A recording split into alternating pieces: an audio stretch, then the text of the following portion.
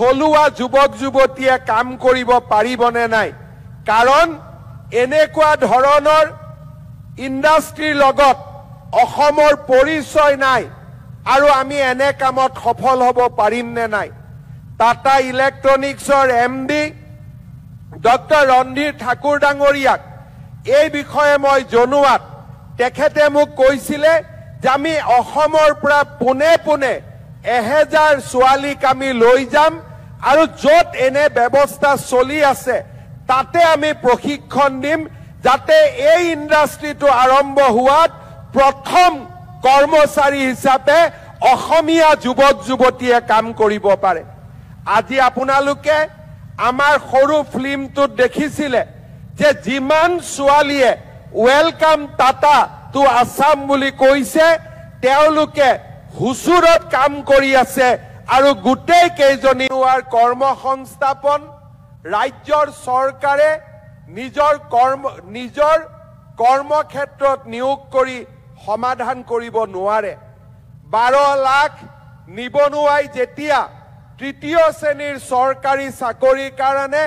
পৰীক্ষা দিব ওলাই আহে তেতিয়া আমি অনুভৱ কৰিব পাৰো যে অসমত উদ্যোগীকৰণৰ কিমান প্ৰয়োজনীয়তা আছে মই আজি আশা কৰো যে আমি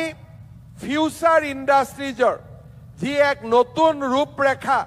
অসমত স্থাপন কৰিবলৈ আগবাঢ়িছো ই অসমৰ ইতিহাসৰ এক নতুন মাইলৰ খুঁটা হৈ ৰৈ যাব টাটা সেমিকণ্ডাক্টৰৰ যেতিয়া আৰম্ভণি হৈছিল তেতিয়া বহুতে প্ৰশ্ন কৰিছিল যে এই সেমিকণ্ডাক্টৰ ইণ্ডাষ্ট্ৰীত থলুৱা যুৱক যুৱতীয়ে কাম কৰিব পাৰিবনে নাই কাৰণ এনেকুৱা ধৰণৰ ইণ্ডাষ্ট্ৰীৰ লগত অসমৰ পৰিচয় নাই আৰু আমি এনে কামত সফল হ'ব পাৰিম নে নাই টাটা ইলেক্ট্ৰনিক্সৰ এমডি ডক্টৰ ৰন্ধীৰ ঠাকুৰ ডাঙৰীয়াক এই বিষয়ে মই জনোৱাত তেখেতে মোক কৈছিলে যে আমি অসমৰ পৰা পোনে পোনে 1000 ছোৱালীক আমি লৈ যাম আৰু য'ত এনে ব্যৱস্থা চলি আছে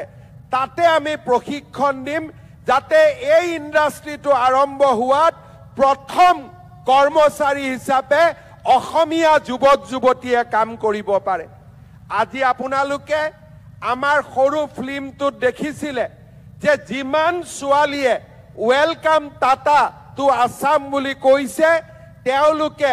হুচুৰত কাম কৰি আছে আৰু গোটেই কেইজনী অসমীয়া ছোৱালী আৰু যিদিনাখন এই জাগিৰোডত এই উদ্যোগ হ'ব তেওঁলোক অসমলৈ উভতি আহিব আৰু অসমত কৰ্ম উদ্যমিত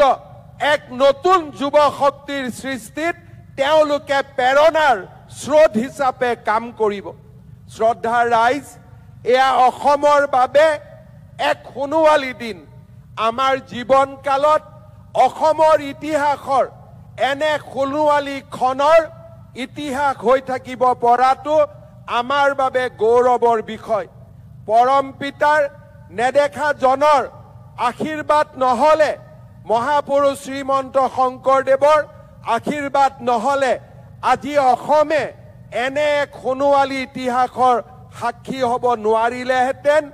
আমিও এনে এক সোণোৱালী ইতিহাসৰ সাক্ষী হ'ব নোৱাৰিলোহেঁতেন মই পুনৰবাৰ নেদেখা জনক কৃতজ্ঞতা জনাইছো যে অসমৰ মুখ্যমন্ত্ৰী হিচাপে এনে সোণোৱালী দিনৰ সাক্ষী হৈ থকাৰ অপাৰ সুযোগ মোক প্ৰদান কৰাৰ বাবে শ্ৰদ্ধাৰ ৰাইজ এই মাটিত যেতিয়া হিন্দুস্তান পেপাৰ কৰ্পোৰেশ্যনৰ মিল বন্ধ হৈ গৈছিল জাগিৰোডৰ লগতে সমগ্ৰ অসমবাসীৰ মাজত এক শোকৰ ছাৰ সৃষ্টি হৈছিল মোৰ ৰাজনৈতিক জীৱনৰ এই দীৰ্ঘ কালত মই এটাই শিকিছো যে সৃষ্টি সংকটৰ পৰাই সম্ভৱ হয় যেতিয়া মানুহৰ জীৱনত আটাইতকৈ দুখৰ দিনে দেখা দিয়ে সেই দুখৰ মাজতে সুখৰ আৰম্ভণি হয় মানুহৰ জীৱনত যেতিয়া মানুহে আটাইতকৈ প্ৰতিকূলতা দেখা পায় সেই প্ৰতিকূলতাৰ লগত যুঁজি মানুহে সৃষ্টি আৰু নতুন দিনৰ আৰম্ভণি কৰে। জাগিৰোড পেপাৰ কলৰ সেই সংকটৰ সময়ত আমি নিৰাশ হোৱা নাছিলোঁ। আমি বিশ্বাস কৰিছিলোঁ যে ইয়াৰ মাজৰ পৰাই আমি সৃষ্টিৰ নতুন অংকুৰণ কৰিম। আজি মই জাগিৰোডবাসী ৰাইজক ধন্যবাদ আৰু কৃতজ্ঞতা জনাইছোঁ। সেই সময়ত আপোনালোকে অসীম ধৈৰ্যৰে সৈতে আমাৰ চৰকাৰখনৰ ওপৰত আস্থা ৰাখিছিলে। কোনো ধৰণৰ আন্দোলন নকৰাকৈ আমাৰ ওপৰত আপোনালোকে আস্থা আৰু বিশ্বাস ৰাখিছিল। আজি জাগিৰোডবাসী ৰাইজৰ চৰণ কমলত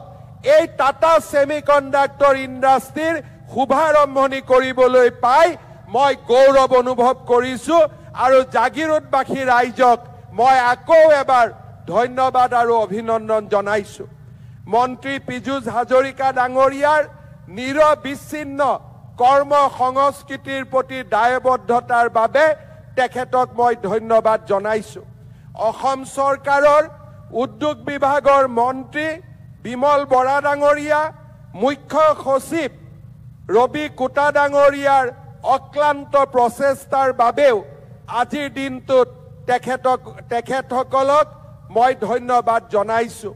অসমৰ সুসন্তান ৰঞ্জিত বৰঠাকুৰ ডাঙৰীয়াই এই প্ৰকল্পটোৰ ৰূপায়ণত অসম চৰকাৰক প্ৰথমৰ পৰাই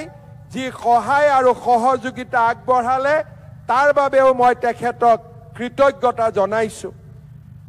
I want to conclude with one word. I want to assure on behalf of people of Assam to Sri Chandrasekharan ji that he will not get any trouble, any kind